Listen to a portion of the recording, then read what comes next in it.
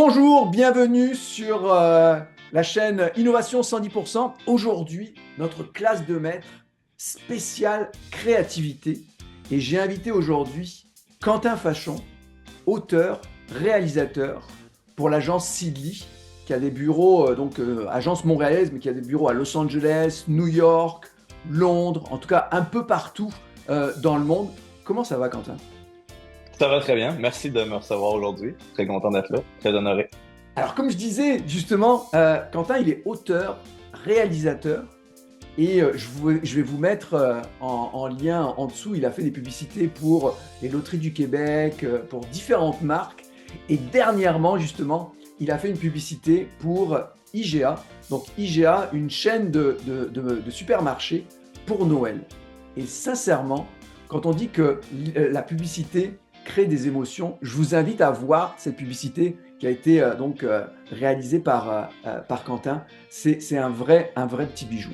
Mais avant de se lancer, justement, Quentin, derrière ce créatif, est-ce que tu pourrais te présenter rapidement? Qui est Quentin? OK, ben, officiellement, moi, c'est Quentin Fachon, français d'origine, immigré au Québec à 13 ans. Aujourd'hui, je travaille, je suis auteur-réalisateur, mais ultimement, en publicité, je suis ce qu'on appelle un concepteur-rédacteur.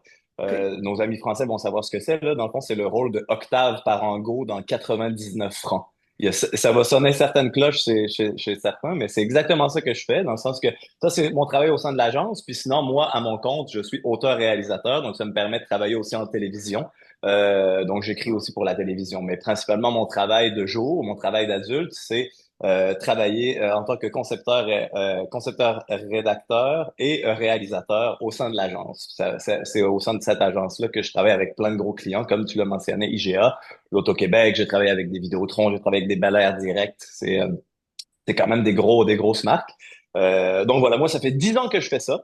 J'ai étudié à l'université de Sherbrooke en rédaction, en communication. En fait, aujourd'hui, je pense que le programme s'appelle les communications appliquées.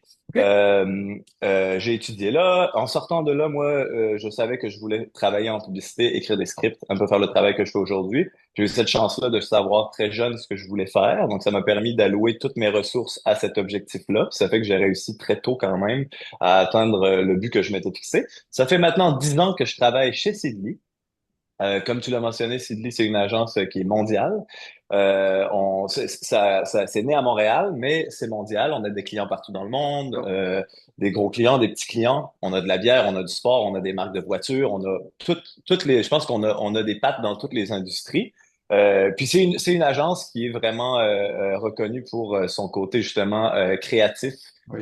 On met la créativité de l'avant. C'est pas toutes les agences qui fonctionnent comme ça, mais nous, le noyau puis notre porte-étendard, c'est la créativité, le think different, si on veut là, tu sais, Apple est un peu de même, mais dans le sens que on place l'innovation et la créativité et la qualité du produit au cœur de ce qu'on fait. Versus d'autres agences pourraient dire relations d'affaires, développement business, tu sais, des trucs un peu plus sérieux. Nous, c'est ce qui différencie l'agence depuis sa naissance en 1993.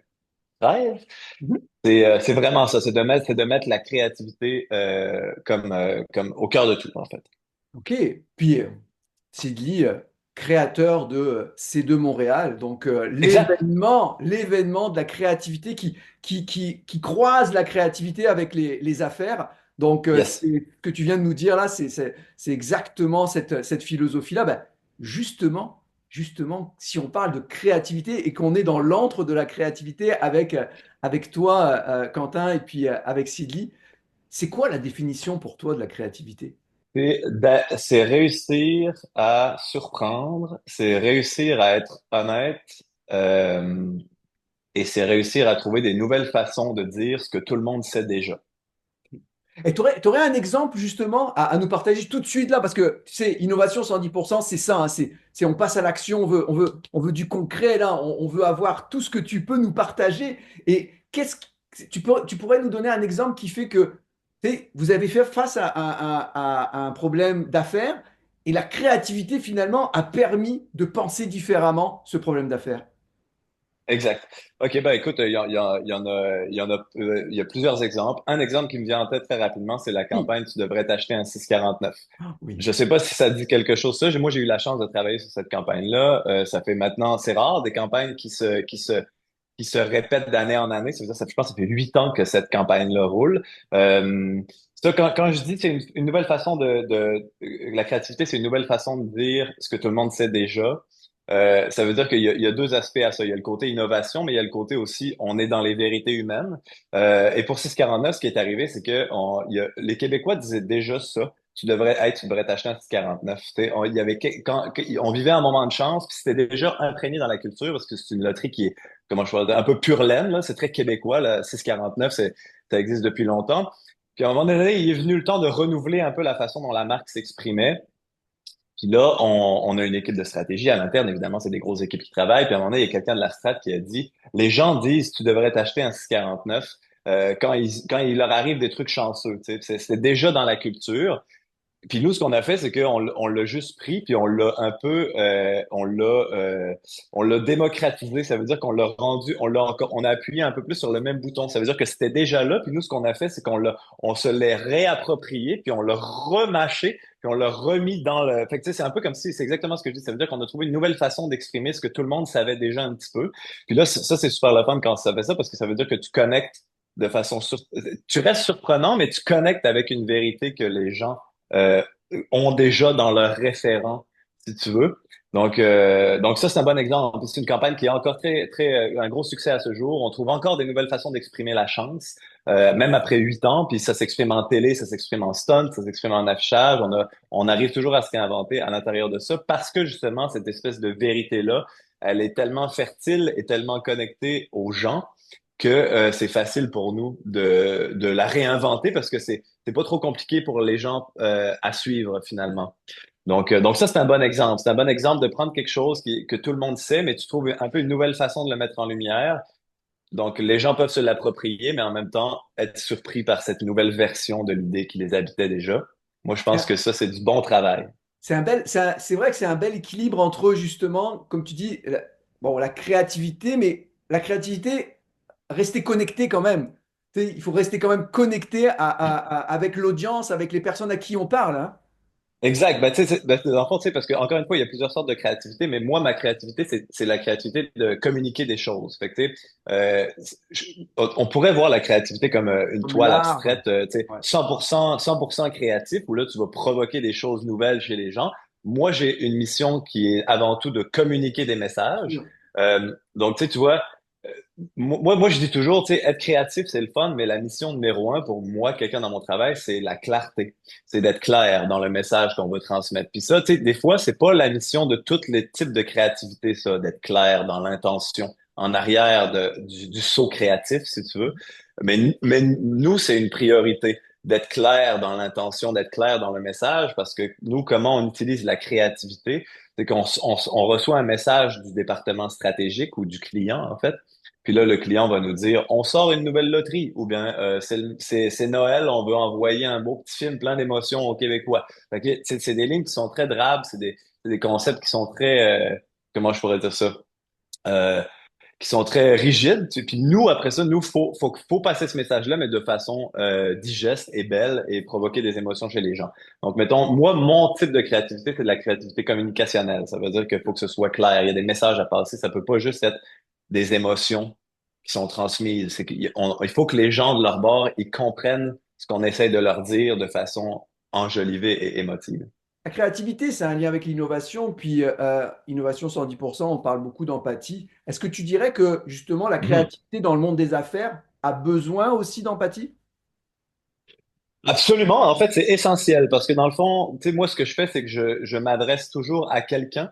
Tu sais, en affaires, il y a toujours le fameux public cible, le Sûr. fameux, tu sais, je sais que des fois on dit le persona ou, tu sais, c'est un peu à qui on parle, à qui on s'adresse. Puis évidemment qu'il faut faire preuve d'empathie pour passer le bon message, avoir le bon ton. Tu vois, si je parle à quelqu'un qui est comme ma mère, mettons, 60 ans et plus, ben c'est sûr, ça va être différent que quand je m'adresse à des plus jeunes pour un peu les intéresser à la loterie. Fait que c'est sûr que les tons sont très différents. Donc, évidemment, il faut que je me mette d'abord et avant tout dans la tête de mon public pour adopter, si tu veux, choisir la bonne arme, choisir le bon message, le bon ton, pour justement les rejoindre de façon sincère. Parce qu'il n'y a rien qui est plus dommageable pour une marque que de la fausse sincérité. Ça veut dire qu'on en voit beaucoup là, de ça, des marques qui essayent de parler comme les jeunes. Puis ça, souvent, ça a tendance à avoir l'effet inverse. Ça veut dire que ça les repousse. Fait que je te dirais que une marque qui manque d'empathie, c'est un problème qu'il faut régler absolument immédiatement parce que elle va se déconnecter de son public et puis les gens, ils connecteront plus jamais avec la marque de façon émotive, puis c'est ça qui provoque, c'est ça qui change les comportements, c'est ça qui provoque, mettons, pourquoi tu vas choisir telle marque au lieu de telle marque, c'est parce que on a tous une histoire qu'on se raconte à propos de nous-mêmes, et c'est rare qu'on va interagir avec une marque ou un intervenant qui ne correspond pas au film que je me raconte par rapport à moi en ce moment. Donc c'est pour ça que l'empathie pour des communicateurs, c'est essentiel parce que sinon tu manques la cible, tu sais. Ce serait un peu comme jouer au dard puis fermer les mains puis essayer de tirer, tu sais, Ouais. à la cible sans regarder. Donc, l'empathie, c'est super important. Et justement, la créativité pour toi, le penser différemment, tu sais, dans ta définition, hein, Yes. on entend le penser différemment aussi. Pourquoi c'est aussi crucial pour les entreprises, ce type de créativité-là, ce type de penser différemment toujours face probablement souvent à des problématiques d'affaires, soit qui sont récurrentes ou soit qui sont nouvelles avec tous les changements que l'on peut faire, auxquels on peut faire face? C'est la raison principale, c'est de se démarquer, en fait. Tu vois, mettons, t'as plein d'épiceries, tu sais, peu importe, t'as des clients comme, un exemple, justement, tu Oui, sais, les épiceries, mettons, IGA. Bon, euh, tu veux tu veux parler des mêmes problèmes que tout le monde, mais tu veux y donner une spin différente parce que c'est ça oui, qui va faire que tu vas clignoter un petit peu plus dans le panorama de tous les messages qui nous sont bombardés constamment. Quand il y en a un qui est un peu différent, quand il y en a un qui te fait rigoler, quand il y en a un qui dit ah ça j'ai jamais vu ça comme ça, ou les fameuses pubs que tu la lis puis là tu te sens un petit peu plus intelligent parce que justement le script ou l'affiche est faite qu'il y a un petit jeu que tu dois réfléchir 5 secondes. Fait que tout ça, ça permet de te démarquer, en fait. Puis souvent, c'est ça que les marques veulent, tu sais, dans la compétition d'affaires et tout ça. Tu veux être celui auquel les gens pensent, tu vois. Donc être créatif, c'est aussi dire à ton public, ça sert d'abord et avant tout de se démarquer, mais c'est un peu aussi dire à ton public, c'est assez important pour moi de vous parler pour que je mette de l'amour et de l'effort en arrière d'un message qui est bien pensé, qui va juste vous faire sourire. Tu sais, moi, je dis souvent que mon métier, c'est de voler l'attention des gens. oui. La moindre des choses que je leur dois, c'est de leur voler leur attention avec un message qui va leur donner quelque chose, qui va les faire rire, qui va les rendre un peu plus, qui va les faire se sentir mieux par rapport à eux-mêmes. Et je veux absolument pas les prendre pour des abrutis.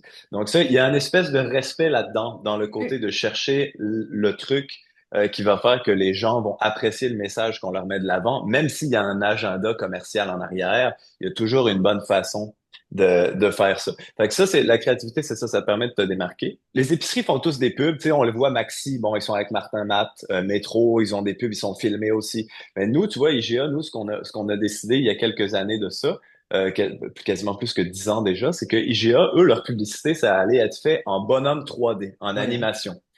Et puis ça, c'est pas, ça peut sembler gratuit, mais ça l'est vraiment pas parce que c'est ce qu'on appelle c'est un acquis qui se sont créés, puis ça fait, ils roulent là-dessus sur cette façon de s'exprimer là depuis plus de 10 ans maintenant parce que tu vois une pub en 3D au Québec, peu importe t'es qui, tu vas savoir que c'est IGA parce que ça fait 10 ans qu'ils ont bâti ce real estate-là d'être les seuls à s'exprimer comme ça. Fait que ça, c'est un exemple qui est assez high level, mais c'est juste pour te montrer que maintenant, tu vois une pub à la télé qui est faite en bonhomme 3D, tout de suite, les gens vont penser IGA. Puis ça, c'est pas pour rien, tu sais, tu veux être un peu la marque auquel les gens pensent tout de suite quand ils voient ne serait-ce qu'un indice de la façon dont tu t'exprimes. Fait que voilà, en gros, c'est ça. Puis ça te permet de, en publicité, on dit beaucoup, une marque veut être top of mind. Ça veut dire, Oui. c'est, mettons, je te dis pneu de voiture. Bon, la première marque à laquelle tu penses, c'est la marque top of mind. Puis ça, c'est l'objectif un peu de toutes les marques, euh, d'être la marque à laquelle tu penses quand tu penses à une industrie. Tu sais. Parfait. Bon, donc alors, toi, tu as la définition de la créativité. On a dit penser différemment, attirer l'attention avec beaucoup de Yes. respect et d'empathie. Maintenant, plongeons dans le vif du sujet. C'est quoi tes méthodes pour être créatif? Tu sais, tu reçois le brief Ouais. comme tu disais, assez drabe, tout ça, très business. C'est quoi, toi, Quentin, tes méthodes pour développer ta créativité, pour être créatif dans ton travail, pour aller justement penser différemment face à une problématique d'affaires? Les méthodes, il y en a plein, en fait. Tu sais, il y a plein de façons d'aborder ça. Je pense qu'il n'y a pas de méthode qui est meilleure qu'une autre. Je pense que chacun doit développer ses outils. Chacun doit trouver sa façon de rentrer en contact avec ce, ce, ce- ce concept d'être créatif. Des fois, ça fait peur, c'est très vertigineux, Oui, mais hein, quand la tu page quand tu le blanche. décortiques, tout le monde est capable d'être créatif et tout le monde l'est, en fait. C'est juste des fois, on voit pas ça comme ça, on voit pas ça comme de la créativité, mais il y a plein de façons. Tu choisis comment tu t'habilles, il y a de la créativité en arrière de ça. Fait que, tu sais, les méthodes, moi, j'ai toujours du mal à dire, il y a une méthode, tu sais, je pense qu'il y a plein de façons d'être créatif de plein de façons différentes. Moi, personnellement, mon expérience par rapport à la créativité, mettons, premier réflexe, mettons, comme tu dis, mettons, on va être un peu en role-play en ce moment. Je reçois un brief Voilà. avec une mission. En ce moment, tu sais, sur ma table, j'ai la mission de, bon, parler des services de IGA comme étant, tu sais, c'est une épicerie premium, on a des bons services, blablabla. Moi, première chose que je fais, moi, c'est d'aller chercher à l'intérieur de moi, qu'est-ce que ça me dit, ça? Qu'est-ce que ça veut dire? Comment on exprime ça? Ça veut dire que tout de suite, moi, je vais m'asseoir à mon ordi et je vais me vider la tête de toutes les premières idées qui me sortent par rapport au brief. Fait que je vais noter plein de trucs, puis là, je vais me faire une liste de ce qu'on appelle des insights qui me sont très personnels. Oui. Ça veut dire que moi, ce que je pense de ça, c'est... Puis là, je commence à décortiquer toutes les vérités. Puis évidemment, dans toutes les listes, il y en a qui vont être fortes, il y en a qui vont être moins fortes, il y en a qui vont être clairement universelles, il y en a qui vont être justement plus spécifiques. Puis après ça, tu fais un peu le tri. Il y a des trucs, c'est plus facile de... Il y a des trucs qui vont t'apparaître comme, oh, ça va t'exciter plus le poil des bras que certains. Tu sais, moi, je vais écrire des trucs là-dedans que je dis, oh, ça, il y a un filon là-dedans. Fait que je fais juste me vider la tête. En publicité, on fait souvent ça. On se sort toutes les premières idées qu'on dit, puis Alors, pour aller plus loin, en fait. Puis c'est comme ça qu'on arrive à être un peu différent puis créatif. C'est qu'au début, tu sors toute la boîte. Fait que tu vas vomir un petit peu toutes les premières idées. Bon, ben ça veut dire que, bon, ben, le boucher, il est super bon. OK, bon, là, tu rentres chez GA, tu te sens un peu pris en charge. Fait que tu vas comme un peu tu vas comme un peu vider toutes les idées, puis après ça, tranquillement, tu vas avoir moins d'idées, mais chaque idée qui va sortir va être un petit peu plus nouvelle ou un petit peu plus divergente que ce à quoi la masse aurait pensé aussi. Fait que c'est toujours de pousser au travers cette traversée du désert-là des idées numéro un. Tu les sors, ils sont là. Puis des fois, ce qui est intéressant aussi, c'est que tu vas sortir les idées un, puis là, tu veux juste te les vider de la tête, ça te crée un espèce de portrait, un espèce de bucket, tu sais, c'est une trousse à outils de plein de façons oui. de pogner le brief, de pogner la problématique d'affaires. Et puis ce que tu te rends compte, c'est qu'après ça, tu vas te dire, OK, bon, ben, round 2, on va plus loin, on va chercher les idées qui sont un peu moins attendues.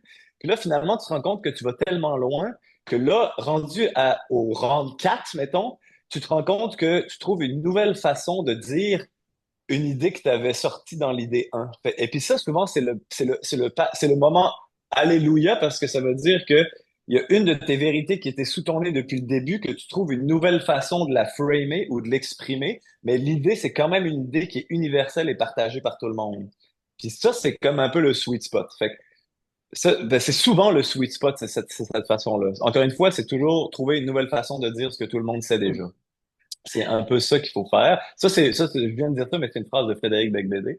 Fait que je veux pas me l'approprier, là, mais c'est juste que je trouve ça quand même élégamment dit.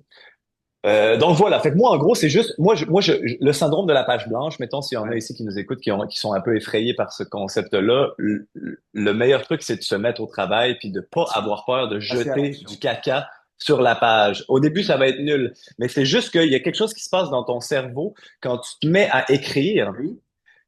que ça déboule tout seul, puis ça débloque tout seul, puis de voir des mots sur la page, même si c'est nul, ça te rassure inconsciemment et ça te pousse à continuer. Et le momentum de l'action que t'écris, va te désinhiber, si tu veux. Et puis après ça, tu vas devenir un peu, tu vas te dégêner dans l'action de juste sortir des affaires et de plus avoir peur d'avoir l'air ridicule. Tout ça, puis tu sais, être créatif, c'est beaucoup conquérir l'ego, puis conquérir la peur d'être mauvais. C'est Oh, des étapes qui sont essentielles. C'est des étapes qui sont essentielles dans le développement d'un créatif qui voudrait, tu sais, tranquillement jongler avec cette bestiole-là de la créativité. C'est qu'il arrive un moment où tu dois te jeter à l'eau et tu dois trouver des façons de te débarrasser de la peur d'avoir l'air d'un imbécile.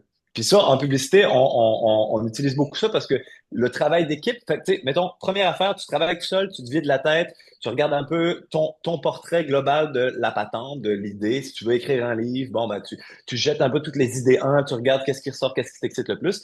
Puis après ça, l'étape numéro 2, c'est de beaucoup travailler en équipe. Parce que c'est le fun de travailler en équipe et de confronter des points de vue.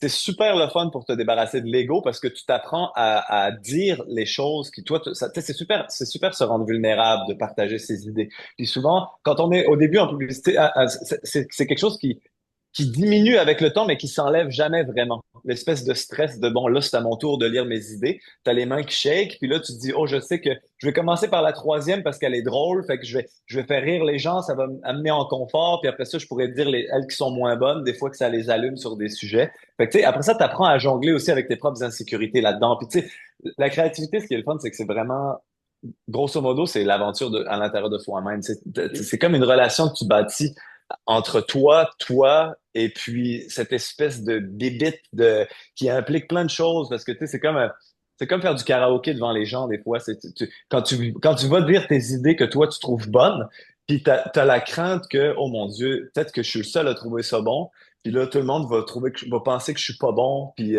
parce que souvent on associe aussi les idées qu'on a à des qualités à de nous. notre âme mettons ou des qualités personnelles puis ça faut s'en détacher tout de suite. C'est pas parce que ton idée est pas bonne, ça nous est tous arrivé d'avoir des mauvaises idées et des excellentes idées dans la vie. Ça veut pas dire qu'on n'est pas bon ou qu'on est excellent. Ça veut dire qu'on a des idées. Il y en a qui sont bonnes, il y en a qui sont pas bonnes, mais tout le monde a des idées, tu sais. Puis, fait qu'il faut quand même réussir à se détacher de ça. Fait que c'est pour ça que la deuxième étape, de partager les idées, d'en jaser, puis de voir à quel point collectivement on est capable d'élever les points de vue, où ça se connecte, où ça diverge, quelles sont les vérités qui sont réellement universelles et celles que moi je pensais que tout le monde connaissait, mais non, j'étais tout seul sur mon île. Fait que bouncer des idées, on appelle ça faire rebondir, tu sais, bouncer, on Ouais, fait ce qu'on appelle des bons vieux brainstorm, ouais, d'accord, ok. où là, on confronte des points de vue, on se fait rire, c'est beaucoup ça, tu sais, on est Ah beaucoup dans oui, le jeu en dans le publicité, jeu, on ok, essaie oui. beaucoup, Ouais. ouais, on essaie beaucoup de se faire rire, on essaye de surprendre, puis ça devient un travail d'équipe à partir de là, puis on se rend compte très vite qu'on est tous dans le même bateau, puis il y a quelque chose qui est très rassurant de sentir qu'on n'est pas tout seul à tacler un problème, on est une équipe, puis il y a quelque chose de savoureux là-dedans, il y a une camaraderie qui s'installe à travers la vulnérabilité dont on fait preuve chacun notre tour en disant nos idées. Tu te rends compte qu'on est tous des petits insécures. Même, t'as beau être directeur de création depuis 15 ans, tu sais, j'ai eu la chance de travailler avec des grands noms de l'industrie ici à Montréal. Puis c'est pas parce que le gars il a un pédigré incroyable qui a gagné des lions à Cannes que lui il va quand même arriver dans le meeting avec sa feuille d'idées, il va trembler, il va avoir les mains moites, même après 20 ans d'expérience, parce que il faut embrasser ça. Il y a quelque chose de beau là-dedans. Il y a quelque chose d'expérience humaine. Parce que, tu sais, souvent, c'est ça. On est des humains, on parle à des humains, on essaye de connecter sur des vérités qu'on partage tous. Et ça, il y a quelque chose de beau là-dedans, il y a quelque chose de naïf, il y a quelque chose de pur, il y a quelque chose d'essentiel. Et fait faut se rappeler que tu sais, c'est d'abord et avant tout cette expérience-là qui doit être la priorité versus je veux être celui qui a les meilleures idées dans le L'idée, voilà, meeting. c'est ça, ouais, qui trouve Exact. l'idée, c'est pas ça l'objectif. Non, tu veux pas être ce gars-là. Tu veux pas être ce gars-là parce que ces personnes-là, on les reconnaît dans les meetings et souvent, c'est des gens qui sont un peu toxiques et souvent qui sont contre constructifs. Ils sont anti-constructifs. C'est un peu comme si on voulait, c'est anti-sportif si tu veux. Tu sais, c'est comme si, mettons, t'es dans une équipe de sport, puis là, t'as un joueur qui veut toujours être celui qui tire au but. Tu sais, c'est pas comme ça qu'on gagne un match. Tu sais. Fait Donc que c'est un peu, même si ta méthodologie finalement elle débute seule, c'est quand même une aventure d'équipe. 100%. Ça plonge rapidement la créativité, ça se fait pas seul finalement. Non, et moi je pense en fait que ça, c'est jamais ça. Parce que je pense que c'est un mythe, le fameux mythe de l'artiste Oui, solitaire qui est chez lui, qui fait des toiles. C'est quand même quelqu'un qui a une conversation avec lui-même d'abord, mais aussi avec l'audience qu'il pourrait avoir. Tu sais, je veux dire, tu- si tu fais pas la pièce d'art pour que quelqu'un la décode et la reçoive, t'es un peu schizophrène, tu sais, dans le sens que ça veut dire que et puis c'est bien correct là d'écrire pour sortir des choses à l'intérieur de nous, puis dénouer des nœuds, puis un peu de l'art-thérapie si tu veux. Ça c'est parfait. Mais dans mon rôle à moi, il faut toujours que je parle à quelqu'un. Et donc c'est super important que je reste pas tout seul avec mon écran parce que je vais finir par être déconnecté. Tu sais, il y a un certain moment où il faut que tu respectes ton unicité puis ton style. Tu sais, souvent en tant que créatif, tu sais, on a tous des styles différents. Tu sais, souvent, moi, quand j'écris des scripts, mes collègues ils disent ah, ça, c'est clairement ta plume, c'est clairement toi qui as écrit ça. Même si c'est Bel Air Direct qui parle, mes collègues ils disent ça, c'est clairement Quentin. Tu sais, ça, c'est, mettons, même si je parle au nom d'une brand, il y a quand même Ta l'espace pour être un signature, oui, peu.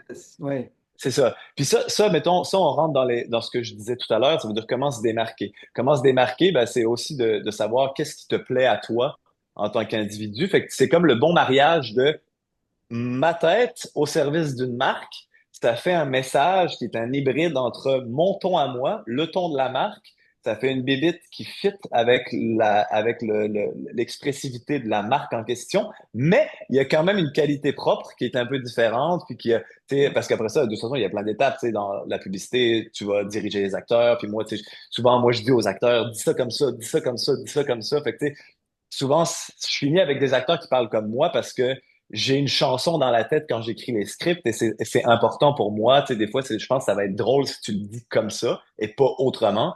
Ben, c'est ça. Après ça, c'est mon style qui transparaît. Fait que ça, c'est une autre façon de se démarquer. Là, je reviens à la question numéro un, mais bref, c'est Donc, puis, tu sais, je parlais d'honnêteté aussi, là, de créer de ça, façon honnête. Fait c'est que ça, ça, c'est c'est une bonne façon.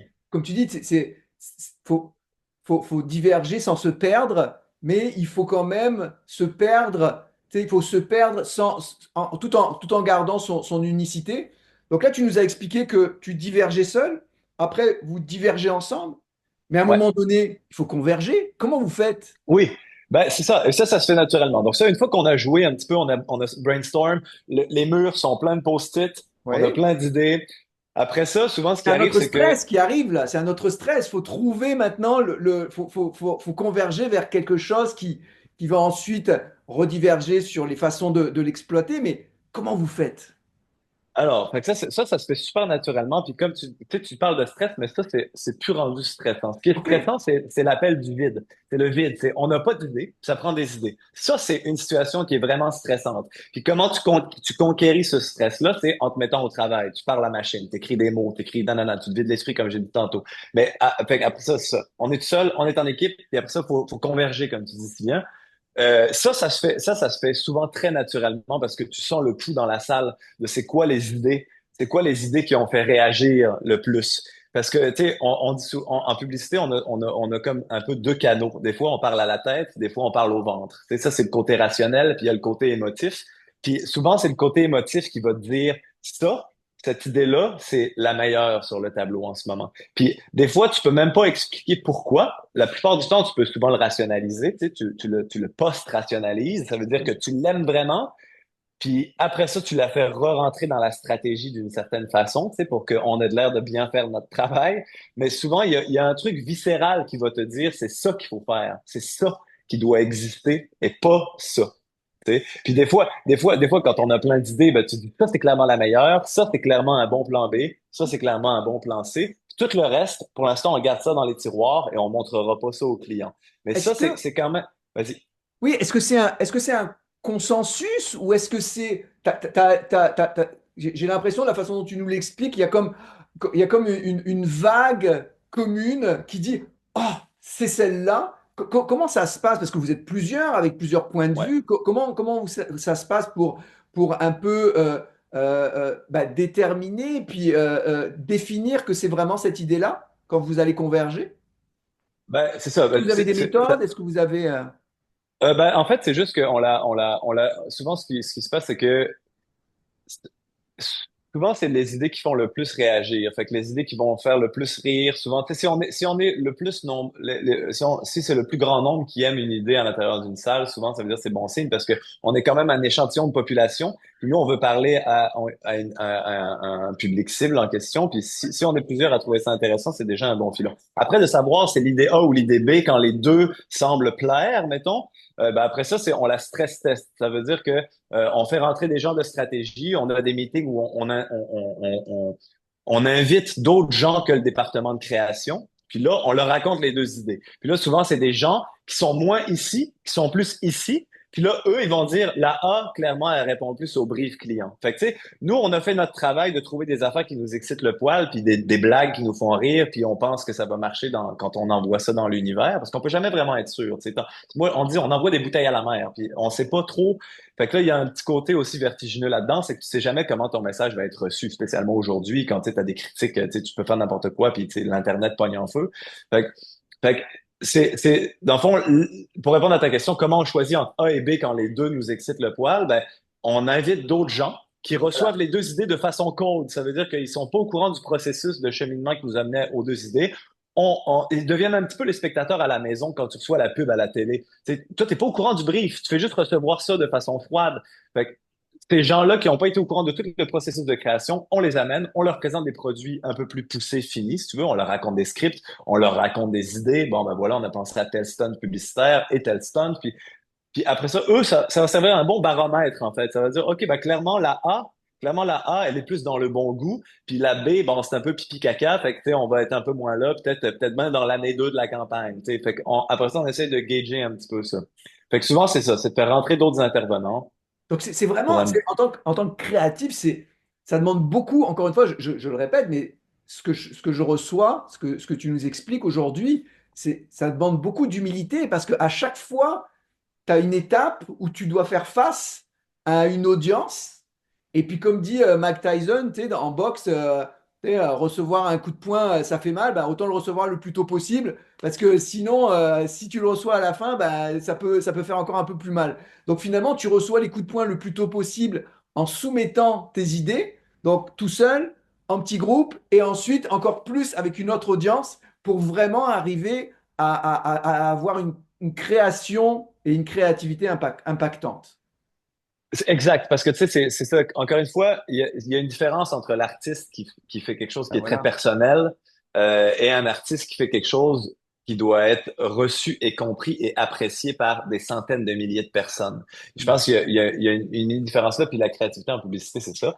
Puis, mais cela dit, je voudrais un peu apporter une nuance parce que à ce que tu viens de dire, parce que oui, on reçoit des coups de poing, si tu veux, mais en fait, c'est des coups de poing et des coups de main parce que Oui. à chaque étape où est-ce que tu te fais critiquer une idée, inévitablement, toi, ça te rend meilleur. Ben oui, tu grandis.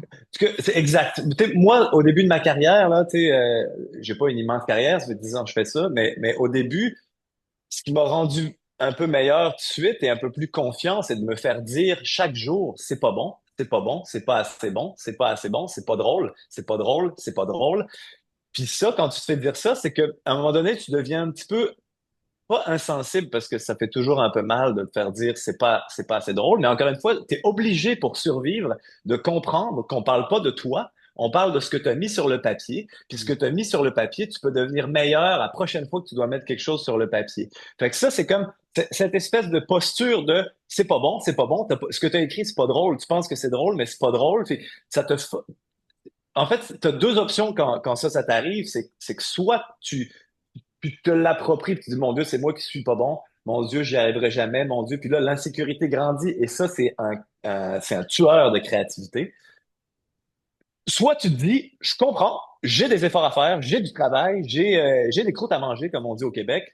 Je vais me mettre au boulot, je vais juste écrire plus, puis je vais juste devenir meilleur, je vais affûter mon crayon, puis moi, c'est l'avenue que j'ai décidé de prendre, puis depuis, ça va très bien.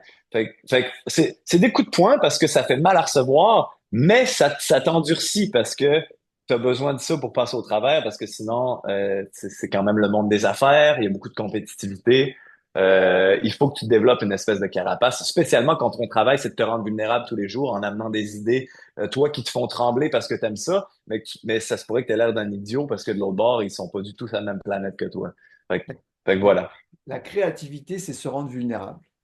Bravo, bravo. Non, Je pense que oui. Je pense que c'est vraiment ça. Il y a quelque chose de beau là-dedans. Il y a quelque chose qui fait qu'on y retourne tout le temps. Puis il y a quelque chose qui fait que on s'en tanne jamais. C'est toujours le fun d'y retourner parce que tu sais jamais qu'est-ce que tu vas trouver. Puis bon. voilà. Écoute, on a vu les différentes étapes, hein, tout ça. Yes.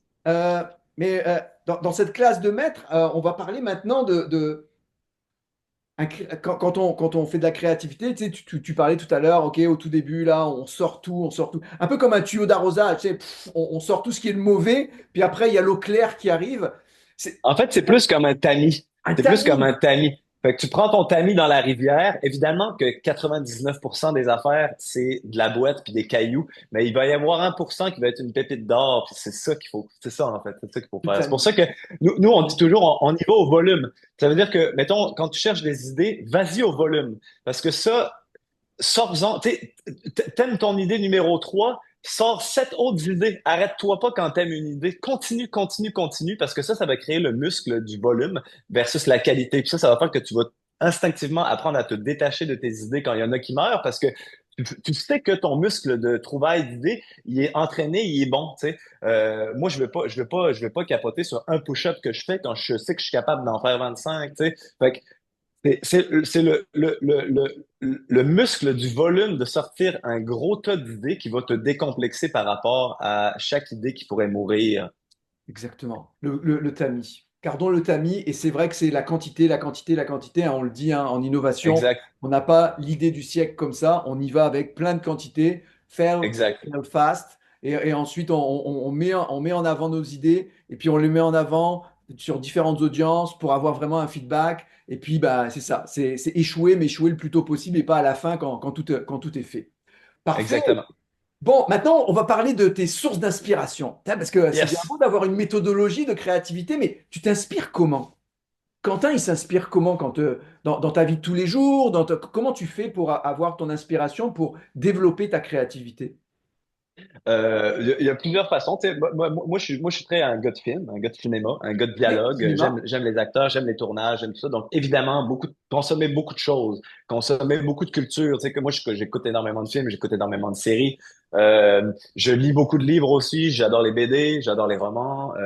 Puis, tu sais, moi, même si je suis quelqu'un qui écrit, j'adore aussi tout ce qui est visuel. Je peins des fois aussi.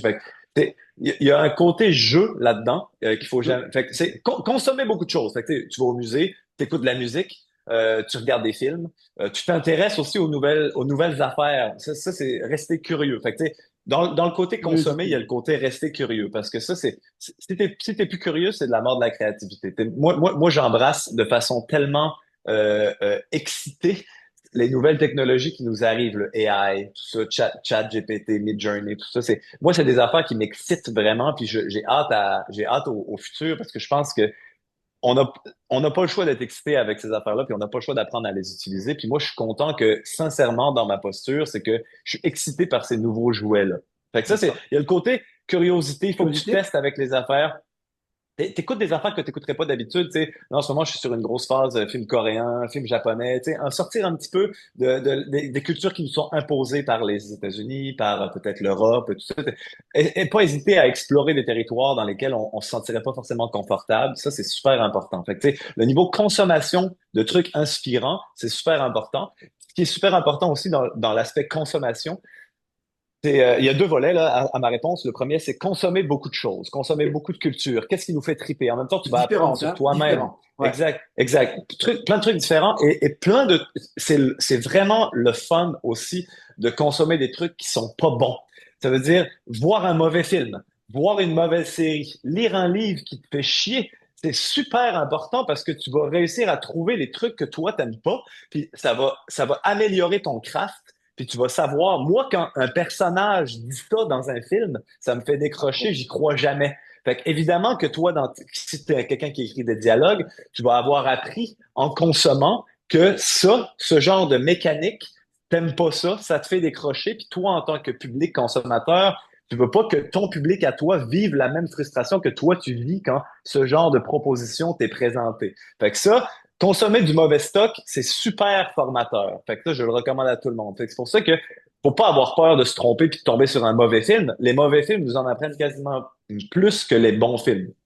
Fait que S'exposer ça, c'est finalement, s'exposer au pas bon. C'est-à-dire pas simplement aller exact. chercher le bon contenu. Puis là, tu parles de publicité, mais finalement, même pour un développeur de produits, pour n'importe qui veut développer un peu sa créativité dans l'entreprise, c'est ne pas aller chercher tout le temps l'excellence, les choses bien faites et tout ça. Aller vraiment chercher les trucs un peu bancals parce que ça va développer ton autre côté du cerveau, de dire, ah, je sais ce qui n'est pas bon. Donc, une fois que je vais être en face de ça, je vais le reconnaître. Tout va Exactement, servir. exactement, exactement. Puis là, dernier point sur l'aspect consommation. Moi, j'aime toujours consommer les trucs deux fois. Ça veut dire que quand j'écoute un film, j'aime l'écouter une fois en tant que public. Fait que ça veut dire que je me laisse surprendre par les mécanismes qui sont installés devant moi. Puis je l'écoute toujours une deuxième fois, spécialement quand j'ai aimé ça, parce que j'aime ça le revoir en mode créatif, en mode créateur. Puis je me dis comment le gars, il a réussi à me faire vivre ce moment. Et là, je me mets à voir un petit peu plus les coulisses. Fait que là, je comprends, OK, la tension, il l'a mis là, puis là, il est allé jusque-là dans la tension. Il a fait souffrir le personnage jusque-là. C'est pour ça que il est allé tellement profond dans cette affaire-là que moi, quand le personnage se relève, ça m'a fait vivre une émotion parce que plus tôt dans le film, il y arrivait ça, ça, ça. Fait que là, tu te mets un peu à voir la matrice. C'est comme dans Matrix, là, quand Neo, il se met à voir tous Et les trucs en chiffres verts, là. Ben, moi, quand je réécoute, quand je reconsomme du contenu, c'est un peu ça que ça me fait. C'est que t'es capable de voir les fils du marionnettiste. Puis là, tu dis, OK, c'est ça qu'il a fait. Puis ça devient un peu une école où c'est quasiment une mini-formation en soi. Fait que, tu sais, consommer du stock pour apprendre le craft, ça, c'est aussi super bon. Fait que ça, c'est l'aspect consommation. Mettons, moi, pour me stimuler, je consomme beaucoup, beaucoup d'affaires. ouais, Euh, Puis après ça, il y a l'aspect de, il faut faire des choses pour faire des choses. Fait que dans le oui, sens que si tu veux écrire et que tu t'écris pas, il y a une erreur dans ce qui se passe en ce moment dans ta vie. Si tu veux être quelqu'un qui fait des films et t'écris pas de script en ce moment, il y a une erreur dans ton approche par rapport à tes objectifs de vie. Il faut que tu sois dans l'action. Il faut être dans l'action. Il faut être dans l'action. Si t'es pas dans l'action, si tu restes dans l'aspect consommé, d'accord, tu vas pouvoir faire un podcast qui va pouvoir critiquer le film, mais tu feras jamais de film. Tu vas pouvoir rester dans l'aspect consommation dans la publique, passivité critique, finalement, oui. dans Ouais. la passivité. Exactement. C'est pour ça que moi, je pense que le côté toujours, toujours être dans l'action, c'est ce qui fait rouler cette fameuse machine. C'est pour ça que je dis, tu reçois le brief, faut que tu te mettes à écrire le plus tôt possible, parce que c'est ça qui part la boule de neige. Fait que, tu sais, et puis c'est aussi faire un peu de n'importe quoi. Ça veut dire que, tu sais, moi, j'écris, évidemment, ça, c'est mon craft numéro un, c'est l'écriture. Mais, tu sais, après ça, comment je me débrouille avec une caméra? Je vais décider que ce week-end, je vais faire un petit film. Aujourd'hui, les outils sont partout. C'est de plus en plus facile, spécialement avec le AI, comme ce dont je parlais tantôt. Moi, je peux me faire des images, je peux me faire des films juste en écrivant sur mon ordi. Aujourd'hui, c'est ça. J'ai même plus besoin, limite, de sortir ma caméra. Fait que, tu sais, moi, tous les week-ends, j'essaie de faire des films, des petits courts-métrages avec du AI, juste pour expérimenter, Activité, explorer un petit peu expérimentée, ça, oui. Ah, oui, les, d'accord. les nouveaux outils, puis aussi me provoquer moi-même. Qu'est-ce qui me fait triper? Tu sais, t'apprends à te connaître en créant des choses, tu sais. Parce que quand tu fais juste consommer le stock des autres, ben, tu t'apprends à te connaître, mais finalement, tu apprends plus sur le travail des autres que sur ta propre capacité, sur ton propre potentiel. C'est seulement quand tu dis, c'est à mon tour maintenant, je les veux les crayons, donnez-moi les pinceaux, puis là, toi, tu te mets à faire des affaires, puis c'est là vraiment que tu te mets à trouver ton style, tu te mets à t'améliorer dans tes trucs, tu te mets aussi à te désinhiber, à plus être gêné à l'idée de tu sors une idée, elle est pas bonne, t'as jettes. Tu sais, les Anglais, ils disent tout le temps kill your darlings. Ça, c'est vraiment une méthode de feu pour réussir à se séparer de l'idée de mon idée est pas bonne, donc je suis pas bon. C'est que c'est une mécanique, là, c'est une mécanique vraiment simple. C'est dès que tu as quelque chose qui te plaît, tu as écrit un truc qui te fait triper, tu as fait une toile que tu adores, qui te provoque des émotions, tu es fier de ça, tu la détruis. Sans aucune hésitation, tu la détruis. Et ça, c'est comme une gymnastique mentale qui t'apprend à te détacher et ça te donne la confiance de, c'est pas grave, j'en aurai d'autres, des bonnes idées. Et ça, c'est de la puissance, c'est de la magie, c'est de la force pour un créatif. Cette confiance de dire des idées, je peux en avoir plein, celle-là, elle peut mourir, je m'en fous. Puis quand tu te rends là dans cette espèce de confiance-là, c'est jouissif parce que tu te mets à être capable de créer sans avoir peur. Puis là, moi, je suis un peu dans cette zone-là en ce moment dans ma vie. Ça veut dire que la créativité, c'est rendu juste du jeu maintenant. D'accord. Et donc, Alors, c'est ça. Donc, c'est consommer on- et créer. on consomme, on agit, et puis on a du fun.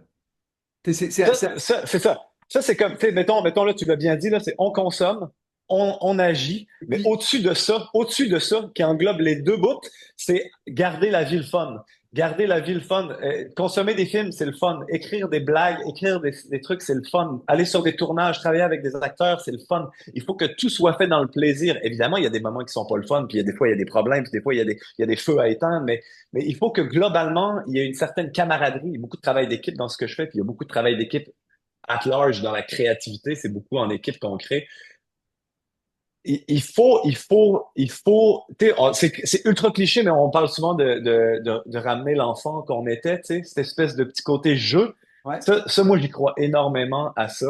En fait, je pense que le fuel du fun, c'est le plus pur, c'est le plus pur qui existe c'est ce qui va amener le plus de sincérité derrière ce que tu fais, c'est ce C'est fuel-là. spontané, ouais, la spontanéité Exact, que tu vas aller exact, chercher ce qu'il y a au fond de toi-même plutôt que de jouer un rôle ou d'essayer quelque exact. chose. Mais ok, ok, ah, Parce que je te d'accord. donne un exemple, je te donne un exemple. Moi, au Ah début oui, de ma carrière, quand j'étais super immature, tout ce que je voulais absolument, c'était, quand j'étais immature créativement, mon objectif numéro un, c'était de plaire avec ce que j'ai écrit, ma pièce de création, c'est de plaire à mon directeur de création.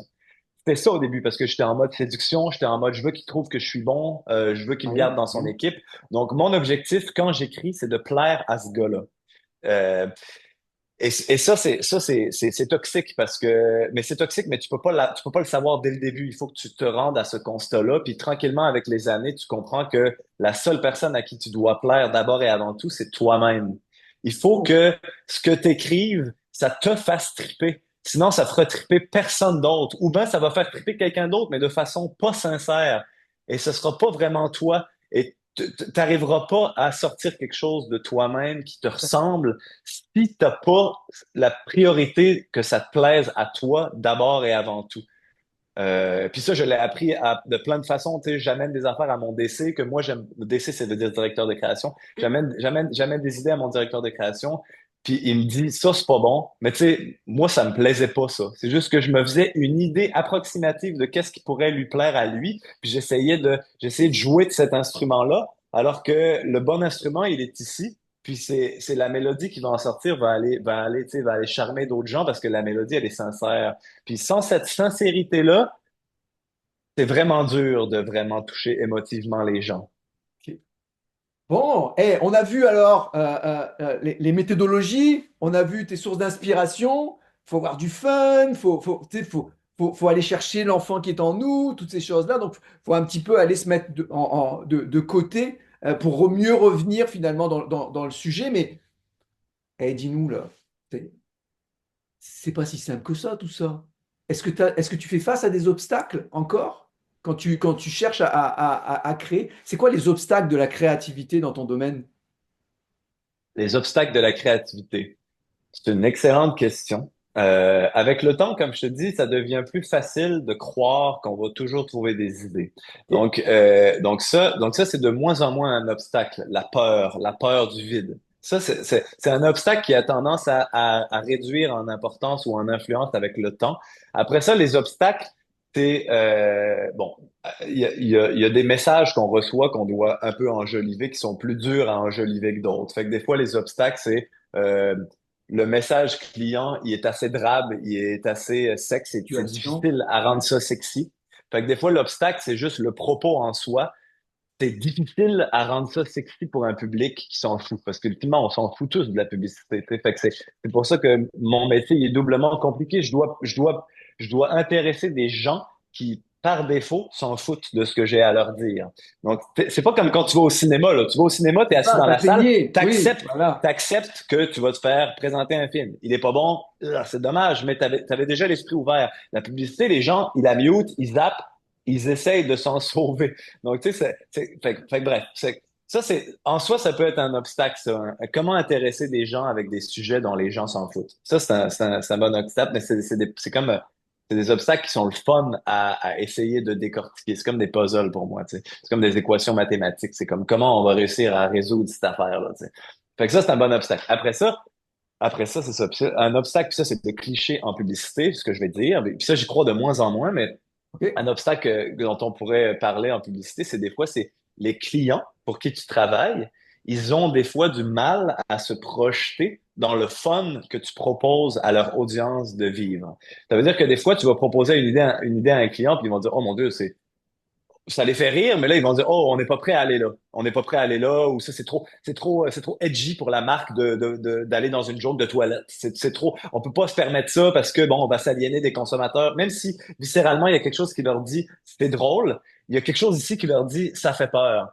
Oui, le Et cœur et la souvent, raison, hein, c'est ce que tu disais tout à l'heure. exact. Fait que souvent, la peur de l'audace, c'est un des gros obstacles dans mon métier. C'est que les clients, ils viennent nous voir en disant, Sylvie, vous êtes super créatif, on va faire des affaires pétées, puis ça va être super flyé, puis après ça, on leur propose des idées à la cigli, comme on dit, puis ils sont genre, hey, mais boy, tu sais, ils deviennent frileux tout d'un coup, ça les provoque trop. Fait que cette espèce de, la peur d'avoir peur d'être audacieux, ça, c'est un des plus gros obstacles dans mon travail, je pense.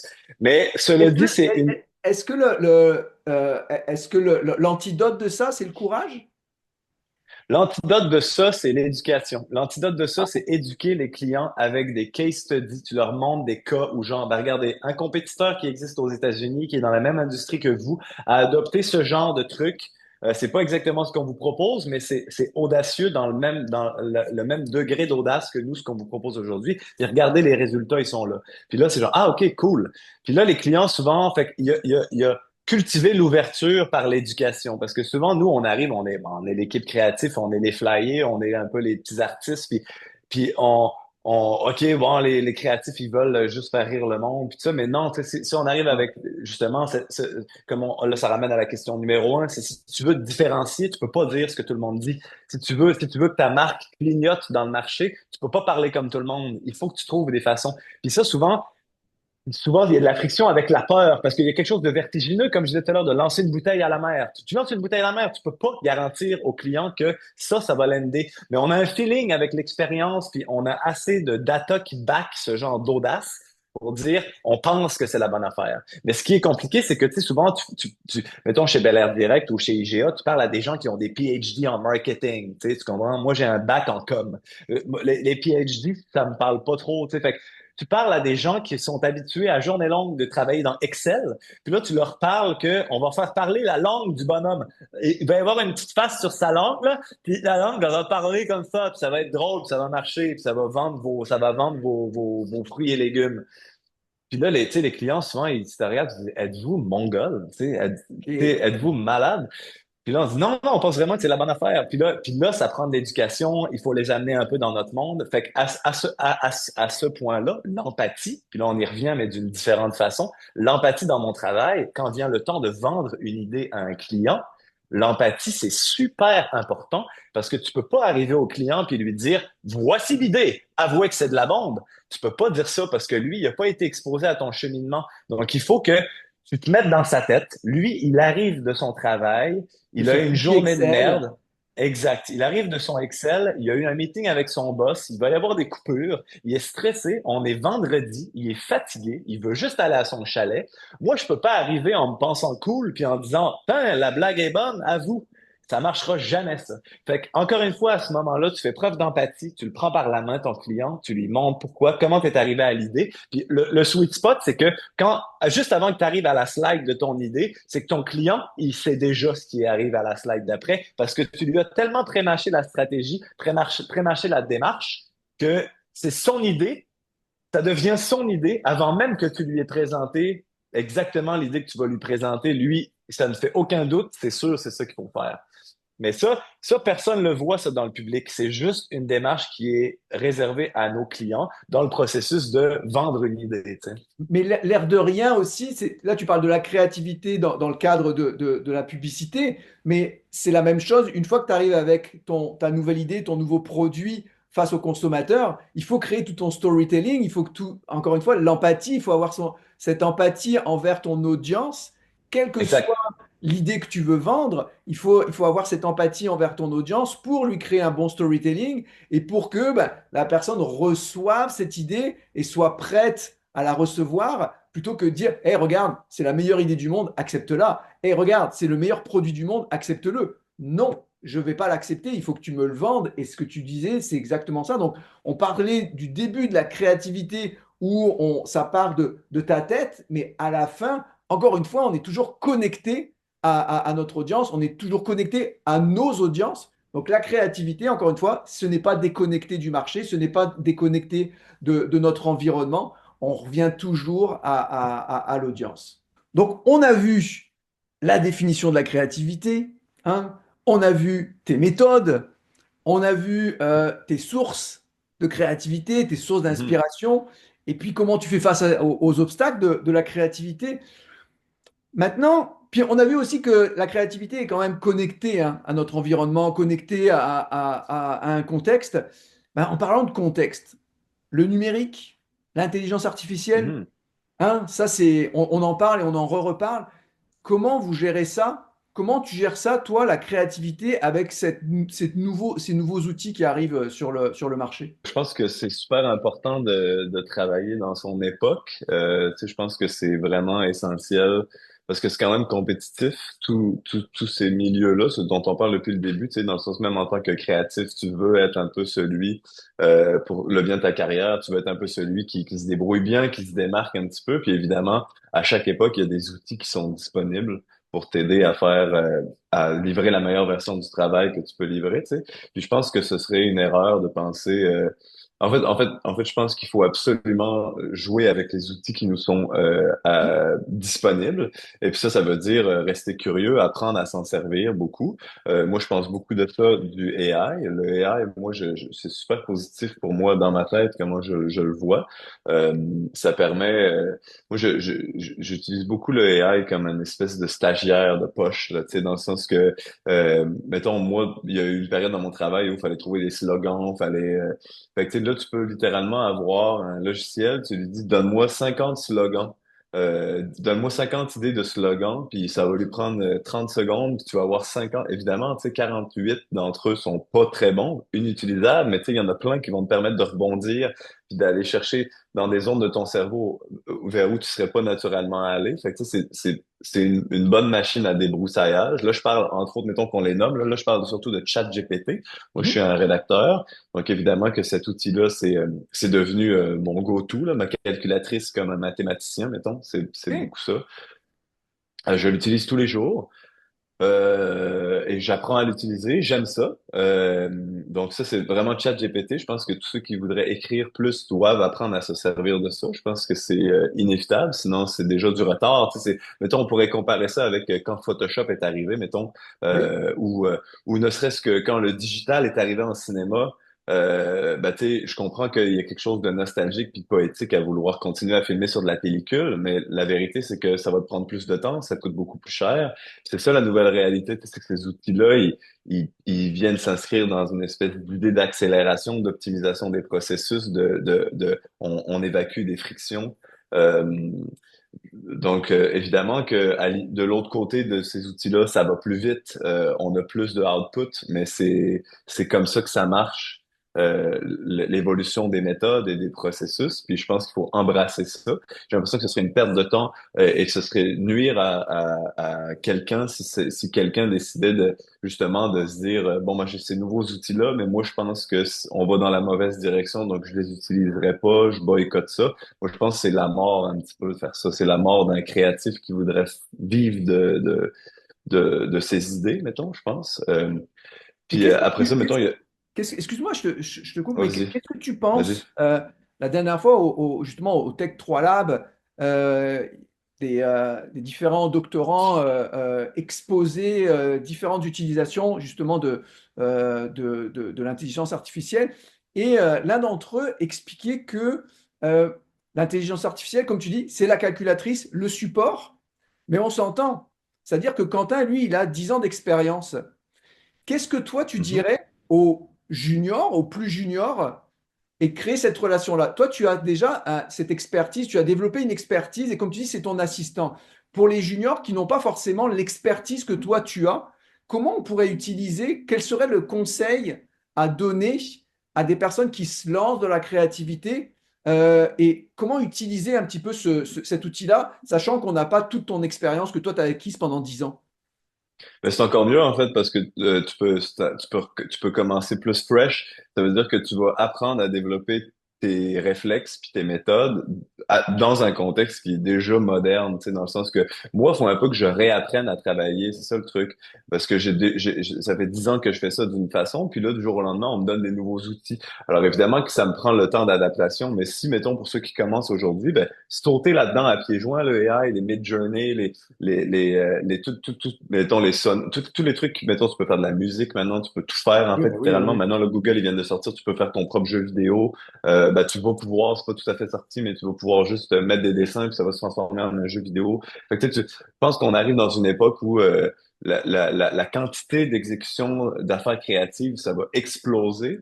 Euh, Puis parce que le AI, il est là pour l'exécution. Tu sais, vraiment, il est là pour t'aider à penser tout ça. Mais évidemment que moi, je crois beaucoup qu'on entre dans une époque où c'est les idées qui vont devenir la la monnaie la plus valorisée. C'est parce que tu sais, les AI, c'est des exécutants, mais ça Oui. prend quand même des prompts, ça prend des visions humaines en arrière. Puis j'ai l'impression que là, on est en train on va donner tout ce qui est de l'artisanat aux machines, mais ça prend quand même des visions d'humain à humain pour communiquer des trucs. Fait que j'ai l'impression qu'on rentre dans une époque où il y a certains de mes collègues, il y a certains, tu sais, certains créatifs qui pourraient dire que le AI, c'est dangereux pour les artistes et tout ça, mais moi, j'ai l'impression que ça va juste nous offrir une autre vision de toute cette dynamique-là. Puis je pense vraiment qu'on rentre dans une époque où les idées vont devenir la, la,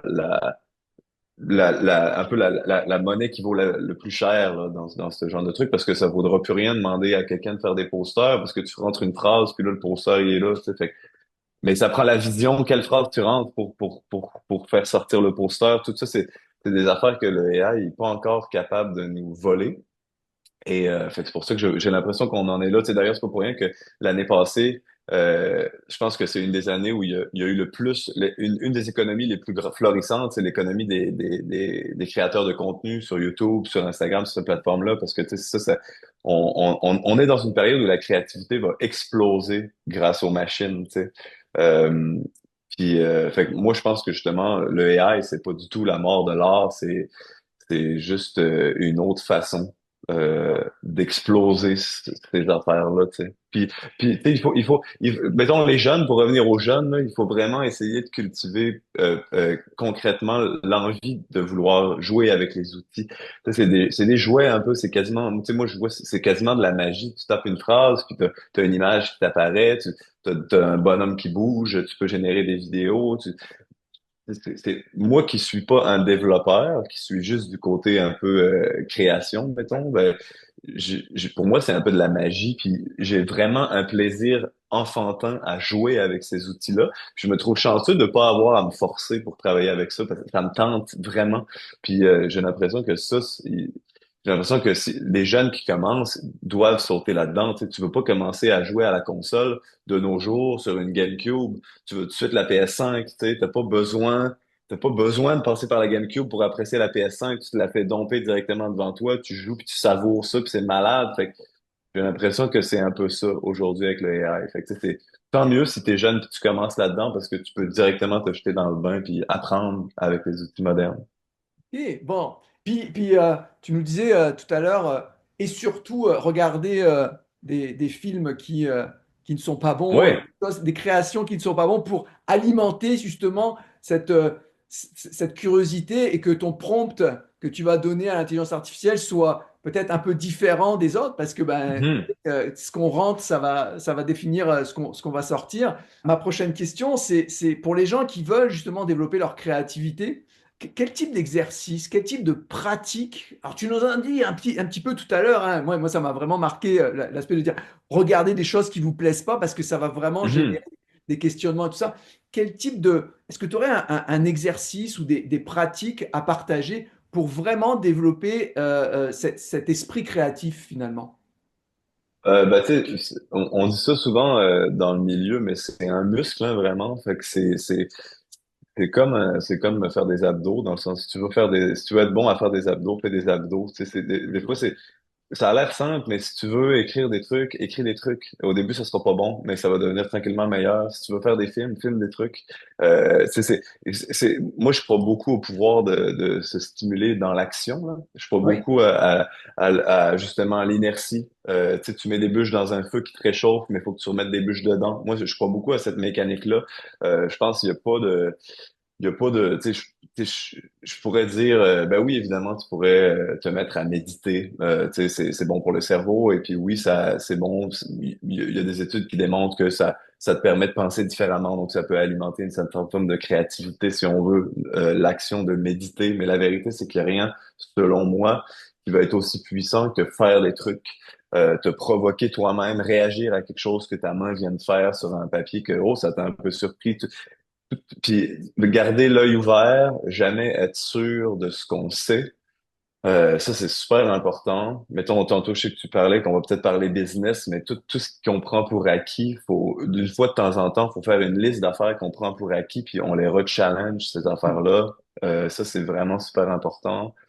Des affaires, des fois, tu vois même pas que tu le prends pour acquis, mais tu sais, il y a comme, après ça, puis, en faisant tous ces petits trucs-là, c'est faire cette espèce de la gymnastique de l'esprit, tu sais, ça veut dire que tu vas développer des réflexes, des mentalités, des façons de voir la vie que tu vas pouvoir, c'est ça, tu vas développer des petits réflexes qui vont injecter un petit peu de créativité ici et là. Puis, tu sais, je pense que c'est pas vrai de dire, en une semaine, tu peux complètement devenir quelqu'un de 100 fois plus créatif. Je pense que ça se fait, c'est comme des petites habitudes, tu sais. Si tu veux arrêter de fumer, ben, t'arrêtes un petit peu à la fois, tu sais.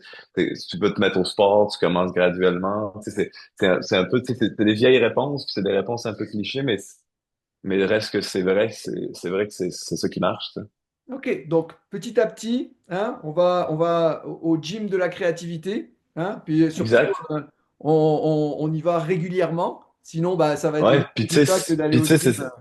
mettons un dernier truc là que je pourrais dire, le conseil, c'est que il faut, c'est dur là que ce que je vais dire, mais c'est difficile à arriver, mais il faut se forcer. Il faut juste pas avoir peur d'avoir l'air pas bon. Ça c'est vraiment quelque chose. Tu sais, on dit retrouver la naïveté des enfants. Tu sais, les enfants là, ils s'en foutent là que tu trouves leur dessin lettres, ils vont le faire pareil, puis ils vont être fiers, puis c'est niaiseux de dire ça. Puis oui, c'est un cliché, mettons, je pense que c'est tuer de la créativité que de penser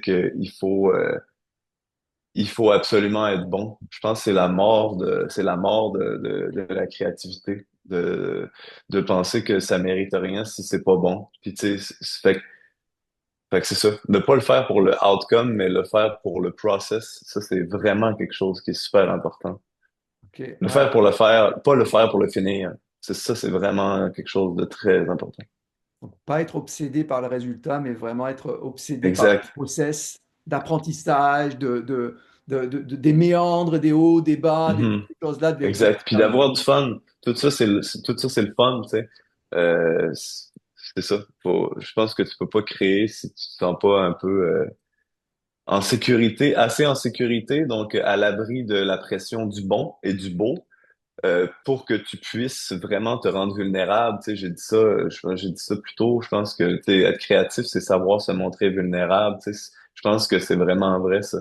Puis si tu es obsédé par la pression du bon, la pression du beau, du résultat parfait, t'es pas capable de te rendre vulnérable, puis ça fait que t'es pas capable d'aller puiser dans la bonne source. C'est-à-dire, quel type de conseil tu donnerais pour intégrer de la créativité dans les entreprises? Avoir un peu plus d'innovation, avoir un peu plus de...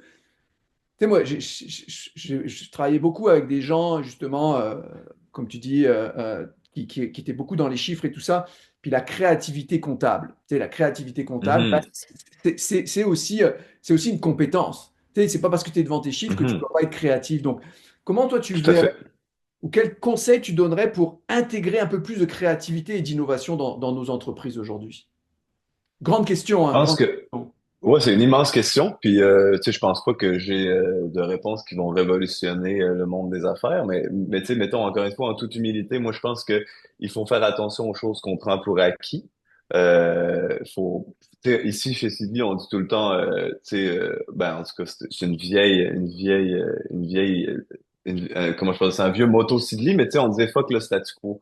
C'est un peu ça. Tu sais, je pense que questionner un peu toujours qu'est-ce qui peut être amélioré, puis c'est pas parce que quelque chose a toujours été pareil que ça doit forcément rester pareil. Je pense qu'il y a ça. Il y a aussi, tu sais, oui, évidemment qu'il y a, il y a, il y a, il y a, il y a des façons d'être créatif partout, même dans Excel, tu sais, puis ça, il faut pas penser.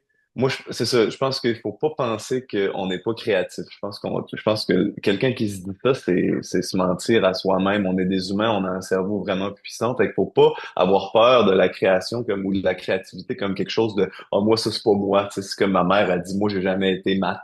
J'ai jamais été bonne en maths. Tu sais, il y a des gens qui disent ça, tu sais, ah, moi, je suis pas créatif. Mais ça, c'est pas vrai. Tu sais, c'est juste que c'est comme si, tu sais, c'est comme si moi, je suis pas bon pour marcher. Tout le monde est capable de marcher, là. Tu sais, à moins que, bon, évidemment, à moins que tu aies un handicap, mais on parle pas de ça, mais je veux dire, Oui, bien ça fait sûr. partie de l'expérience humaine, puis j'ai l'impression que tu peux en trouver partout.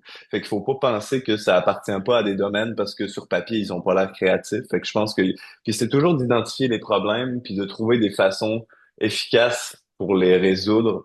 Euh, fait que je pense que ajouter plus de créativité dans les trucs, c'est questionner les processus qui sont établis depuis longtemps, dépoussiérer les affaires. Puis je pense que ça prend aussi, mettons, puis ça c'est un peu plus méta, mais je pense que ça prend une forme de décomplexion. Ça veut dire que il Hmm. faut pas, il faut pas tomber dans le panneau de la rigidité. Pour la rigidité. Tu sais, je comprends qu'il y a des processus qui ont besoin d'être rigides parce que c'est comme ça, puis il y a de la sécurité beaucoup, tout ça, mais j'ai l'impression qu'il y a des endroits où est-ce qu'il y a de la rigidité qui pourrait quand même être questionnée puis qui pourrait être assouplie, puis que des fois, un brin de folie, un brin de naïveté, un peu juste de, ben, tu sais, juste poser des questions quand tu penses que, même quand tu penses que tu vas avoir l'air d'un niaiseux ou que tu devrais pas poser cette question-là, ben des fois, tu sais, combien de fois moi ça m'est arrivé de me dire, oh, je poserai pas cette question-là parce que sûrement je vais avoir l'air cave, puis parce que tout le monde sait déjà la réponse. Puis là, finalement, quelqu'un d'autre pose la même question dans le meeting, puis là, ce gars-là, il a l'air brillant, ou cette personne-là a l'air brillante parce que justement, il soulève de quoi. Fait que, tu sais, c'est l'espèce de peur du ridicule, encore une fois, tu sais, se permettre de pas avoir peur pas avoir peur d'avoir l'air niaiseux de se montrer vulnérable. Je pense qu'il y a une naïveté là-dedans qui est super rafraîchissante, puis je pense Et si tu poses, fait que si c'est un tu peu poses ça. la question, si tu poses la question, c'est que tu dois sûrement pas être le seul à se poser cette Exact. question-là. Il y a ça aussi qu'il faut se dire, c'est que on n'est pas un Exact. peu d'humilité aussi en termes c'est pas parce que nous on pose une question qu'elle est bonne ou pas bonne, mais si on se pose une question, faut penser qu'il y en a d'autres qui sûrement se la posent parce qu'on Ouais, est 8 milliards sur Terre, puis dans une entreprise, il y a beaucoup de personnes. Donc, si on se pose cette question, c'est que quelque part dans l'entreprise ou dans l'équipe, exact. c'est dire, bah, tu Mhm. sais, moi aussi je me la posais, mais j'osais pas Puis tu sais, j'osais pas la dire.